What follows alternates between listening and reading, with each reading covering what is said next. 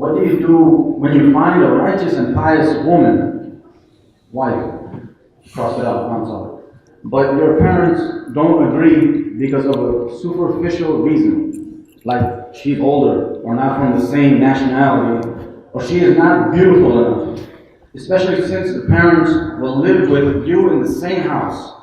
I'm afraid of parents fighting with wife. Type. Wallahi, this is a reality. Me, myself, I've been contacted about this countless times. I'm Pakistani, my husband's Indian.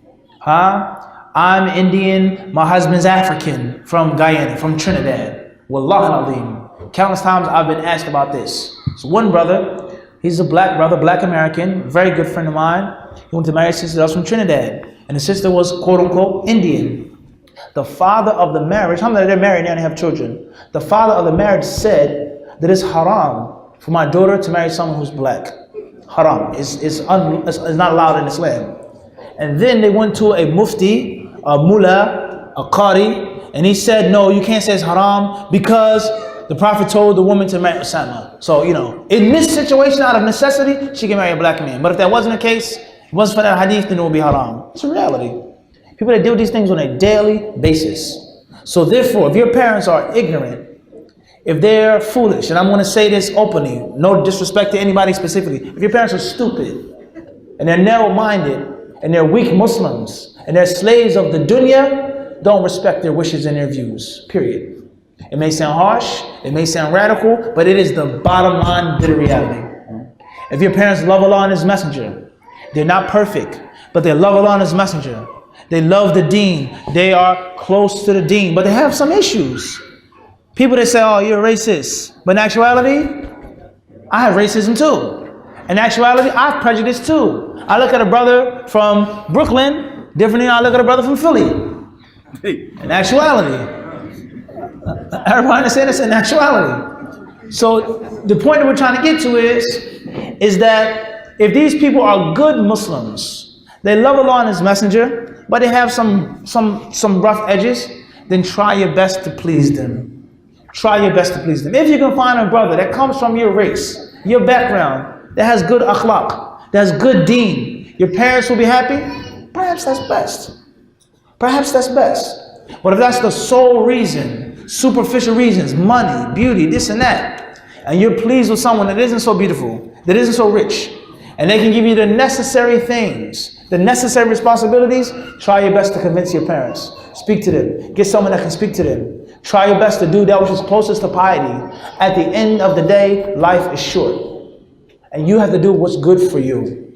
If you find a good spouse, a good potential spouse, deen, khuluq, compatibility, and your parents are ignorant and racist and prejudiced, or they're money greedy. Everybody understand this? And they're preventing you from a potential good situation, it's not necessarily a sin for you to disobey them in that. But if you can please them, that's the asl. It's the asl to please the parents, as long as it's not against the kitab and the sunnah. And perhaps your parents, they see things that you don't see. Perhaps your parents will say, it's not about money, son. It's not about money, honey. But what's going to happen when you guys have kids? Where are you going to live? How are you going to get around? How's he going to take care of you? He can't provide the basic things for you, honey. Everybody understand this? So sometimes you have to just listen to what the parents are saying. Sometimes you have to just trust Allah. Sometimes you have to trust your parents. It depends on the situation. As far as if it's clear, it's apparent that my parents are only rejecting the brother because he's from Bangladesh. There's no other reason. Flawless character, knowledgeable, he's handsome, he's strong, a good religious family, but he's Bengali. Then you listening to your parents is making it worse for the next Muslim that comes later on. You listening to your parents, it causes more heartache, more trouble for the next generation. You have to stand up and face the ugly monster when it rears its wretched head. And if you don't, the monster gets stronger, and bigger, and it's totally unremovable. Everybody understand this? It's what? It's unremovable. In this country, if the people didn't stand up for civil rights in the 50s and the 60s, what would it be in 2017? It's not about me, but the cycle has to be broken. And the same applies to women being oppressed. I'm forcing you to marry who I want to marry. You can't marry him. He says, you know what? I don't feel like fighting with my father. I don't have the strength. I don't want to go against my father. Maybe you don't. But now the father, he says, see how easy that was? I told you she would agree.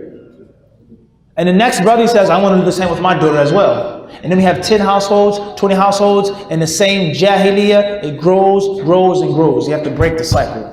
Wallahu a'lam.